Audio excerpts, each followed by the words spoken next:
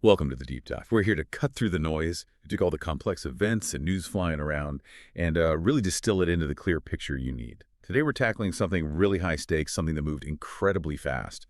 The 10 most dramatic days of the USA-Venezuela conflict back in October 2025. You actually passed us with this, which is great. You shared a whole stack of sources, major news outlets, official statements, even social media posts covering this really intense window, October 15th through the 25th. So our mission today is to build out that precise timeline, event by event. We want to chart how things escalated so quickly from, targeted covert stuff to massive military posturing in the Caribbean. We're aiming to give you the full compiled story. Yeah, and when you look at that 10-day stretch, what just jumps out is how the entire game changed. I mean, for years it was sanctions, rhetoric, travel bans, then boom, suddenly we're in a phase with active, potentially lethal military and intelligence operations. The speed of that shift is, frankly, pretty shocking. It completely altered the risk calculation for the whole region. And just a quick note for everyone following along in the Zero Hour News platform, this deep dive is all about delivering that complete picture you asked for. So please do subscribe, hit that like button. It really helps others find this analysis and understand this critical timeline. Okay, let's dive right in, because this timeline doesn't start with a diplomatic cable. It starts, with confirmed lethal action. Right, let's unpack this, starting right away on October 15th. According to the reports we have, the big shift, the Trump administration authorized lethal CIA operations inside Venezuela. That's a huge move, right? From just watching to, actively engaging in covert warfare. It's absolutely a massive step up. Authorizing lethal operations signals a fundamental change. It means the U.S. wasn't just looking to disrupt or gather intel anymore. This is active targeting. And that changes the whole dynamic. Suddenly, the conflict isn't just external pressure. It's an active internal security issue within Venezuela. And it wasn't kept secret for long. President Trump himself confirmed the deployment publicly. And he explicitly tied it back to those earlier, very political claims about Venezuela, quote, emptying their prisons into the United States of America. So that rhetoric kind of provides the domestic justification for these actions. Exactly, laying the groundwork for public acceptance. But the immediate impact, the really tragic consequences, weren't just inside Venezuela. On that same day, or maybe just after, police in Trinidad confirmed they were investigating the deaths of 2 Trinidadian nationals, reportedly killed in a U.S. strikeout in the Caribbean. And this point is so critical, often gets buried. That single event transforms this. It's no longer just a fight between Washington and Caracas. Suddenly, it's a regional security nightmare. You have casualties in a neutral, allied, third country, Trinidad. That forces Caribbean allies to face the immediate lethal risks to their own people. It really puts their neutrality under pressure and obviously raises diplomatic tensions instantly. A huge ripple effect. And Venezuela's leadership didn't wait long to fire back rhetorically.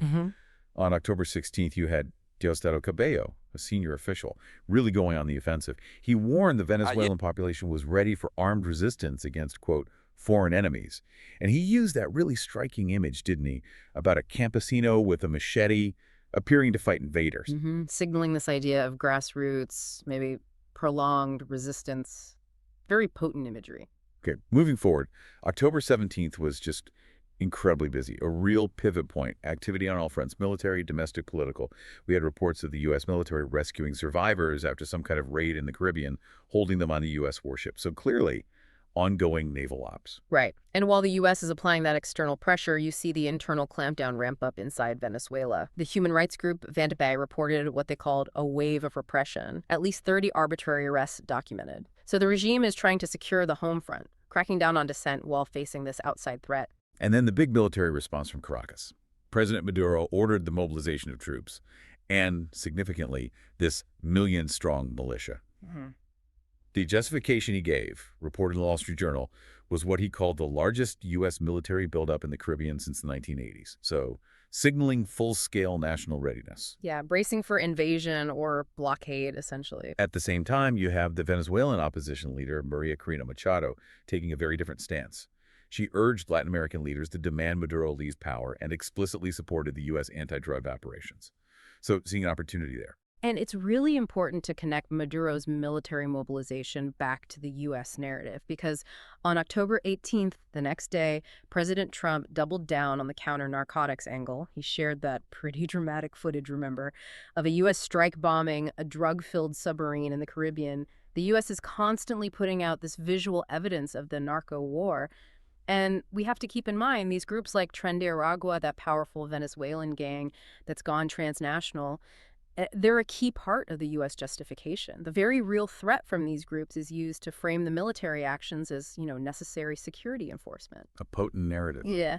And that show of force was immediately followed by a security warning. The U.S. Embassy in Trinidad and Tobago put out an alert, cautioning U.S. citizens to avoid U.S. government facilities over the weekend. That suggests a real fear of immediate retaliation right there in the region. Definitely points to heightened threat perception. So as the military tension is building, we start seeing these really critical diplomatic cracks appearing around October 20th and 21st. Colombian President Petro stepped in publicly, urging both Maduro and Machado to basically step back and allow democratic processes. Trying to find an off-ramp, maybe? And that's a major regional development, You can't just brush past that. The U.S. actions are clearly creating divisions, or at least different approaches, among Latin American countries. And Machado immediately tried to seize on that. She revealed she'd spoken with Bolivia's president-elect, Rodrigo Paz, seeking his support to end Maduro's rule. The opposition is clearly trying to convert U.S. military pressure into some kind of regional political momentum. But Maduro pushes back against that regional pressure. On October 21st, he tried to pull his biggest neighbor, Colombia, closer. He reaffirmed unity, stating very pointedly that any aggression against Venezuela would be seen as an attack on both countries. That's a significant move, trying to create a mutual defense pact almost. Shows Caracas knew it needed allies. A very calculated statement. And this whole tense period sort of culminates with diplomatic sources confirming, also on the 21st, that key allied countries had actually been briefed on a possible upcoming escalation in the Caribbean. So behind the scenes, the signals were clear. Things were about to get even hotter. Right, and these final 4 days, October 22nd to 25th, they really bring us to the absolute peak of the military moves and the rhetoric. It starts on the 22nd. The focus seems to broaden slightly beyond just the drug angle. Venezuelan VP Delcy Rodriguez brings in the economic stakes. She accused U.S. Senator Marco Rubio of promising Venezuelan gas to Trinidad and Tobago and demanded proper payment. So suddenly, resource economics are right there in the mix. And the U.S. keeps the military pressure on. The Secretary of Defense confirmed another raid, this one in international waters, resulted in the deaths of 2 alleged drug smuggling militants, just showing the strikes are ongoing, relentless. But here's where it gets really interesting. Yeah. October 23rd. The military pressure becomes strategically huge. This is when the U.S. Rolls out the heavy hitters. Yeah, we're talking U.S. B-1B Lancer bombers. These aren't just patrol planes. They're long-range strategic heavy bombers. And they flew a patrol in the Caribbean, very near Venezuela's coast. And here's the crucial detail. Reports say they briefly switched off their transponders. Analysts widely saw that as simulating a strike run. They got within 80 kilometers of Venezuela's ADIZ. Right. Let's just quickly explain that jargon. The ADIZ, the Air Defense Identification Zone, it's basically airspace where a country demands identification of all aircraft for security reasons. So flying a strategic bomber like the B-1B designed for deep penetration strikes, flying it that close and having it go dark by turning off its transponder, well, that's about as provocative as you can get short of actually firing. It's like practicing for war right there on their doorstep. A very loud signal. Yeah. And it clearly got through. Venezuela's defense minister, Vladimir Padrino Lopez, publicly admitted the reality of the covert stuff. He said, "Sabemos que la CIA está presente en Venezuela." We know the CIA is present in Venezuela and vowed they'd thwart their operations. So the covert war is now openly acknowledged by the regime. No more ambiguity there. And the rhetoric from Washington absolutely matched those flyovers. President Trump and the Secretary of War, Peter Hegseth, they escalated the language massively, declaring the cartels the ISIL-Qaeda of the Western Hemisphere. I mean, that's a huge rhetorical leap, equating them with global terror groups. It absolutely reframes the threat level. And Trump also used this whole operation to boast about making over 3,000 criminal arrests, specifically naming MS-13 and Tren de Aragua, really hammering that domestic security justification again. Connecting the dots for the American public. But hang on a second. If the stated mission is still counter-narco-terrorism, why the strategic bombers? Why? What comes next? I mean, doesn't the sheer scale of the military power being deployed seem, well, way out of proportion for just stopping drug subs? Doesn't that kind of prove the real goal is destabilizing the regime? That is the fundamental question, isn't it? The one the U.S. administration consistently avoided answering directly. But the day, October 23rd, ended with this really dramatic, almost surreal counterpoint. It really showed the pressure the regime felt. Maduro himself made a public plea directly to Trump in English. He said, "Not war, not war, yes peace, no crazy war, please, please, please." Wow. From threatening campesinos with machetes just days earlier to this almost desperate, direct appeal for peace, it suggests the pressure campaign, military, covert, rhetorical, was really hitting home. A profound shift in tone, indicative of extreme stress. And that pressure just kept building. Yeah. It culminated in this definitive, almost overwhelming show of force on October 24th. First, SecDef confirmed another U.S. strike killed 6 suspected narco-militants in the Caribbean. Just relentless. But the truly massive signal, the game changer, came just hours later. The Department of Defense announced it was redirecting the USS Gerald R. Ford Carrier Strike Group.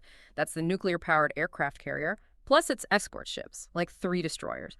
Redirecting it from the Mediterranean all the way to Southern Command, right there near Venezuela. That's enormous. A carrier strike group. It completely changes the strategic math. Look, this isn't just another ship. The Ford is the newest, most advanced carrier in the world. It's the heart of a massive strike group. It's basically a floating airbase with thousands of personnel, maybe 90 aircraft. You simply do not deploy that kind of asset for routine drug patrols. It signals the capacity for sustained, high-intensity air operations, air dominance. It tells Caracas loud and clear. The U.S. is prepared to stay, to fight, and to escalate dramatically. It raises the potential cost of any Venezuelan countermove to an astronomical level. An undeniable message of force projection. And this intense period we've tracked, it basically wraps up on October 25th, with Maduro making one final comment for this window, accusing the U.S. of engaging in psychological warfare against Venezuela, which, given the B-1B flights and the carrier deployment in the preceding 48 hours, sounds like a pretty accurate description of the pressure they felt. #outro. So what does this all mean? When you step back and look at this incredibly fast-paced 10-day timeline, what we've seen is 10 days where the line between the stated U.S. mission counter-narco-terrorism and direct, overt military pressure aimed squarely at destabilizing the Maduro regime became completely, utterly blurred. Yeah, the key takeaways for you listening to this seem pretty clear. First, the immediate, tragic regional fallout. You saw that with the Trinidadian casualties right at the start. Second, the simultaneous internal crackdown in Venezuela. Those Vente reports of arrests show the regime reacting domestically. And third, just the sheer speed and the scale of the U.S. military deployment. From those deliberately provocative B-1B flights to bringing in the entire Ford Carrier Strike Group, the military tools deployed consistently seem to dwarf the stated goal of fighting drug trafficking. Exactly. The U.S. narrative kept hitting that narco-terrorism beat. But the assets they brought in, strategic bombers, a nuclear supercarrier, these are instruments of major power projection, tools for warfighting. So is it still really possible, looking at this timeline, to draw a clean line between a counter-narcotics op and a broader campaign aimed at regime destabilization? And maybe the most important question now is, what happens next if the White House keeps dodging that explicit question about whether the goal is or isn't regime change? That's the huge uncertainty this compiled picture leaves us with. A really precarious situation. Thank you for diving deep with us into this critical 10-day timeline. Please do share this analysis, help others get the complete story. And don't forget to subscribe and hit that like button for more deep dives into complex topics right here on Zero Hour News. We'll see you next time.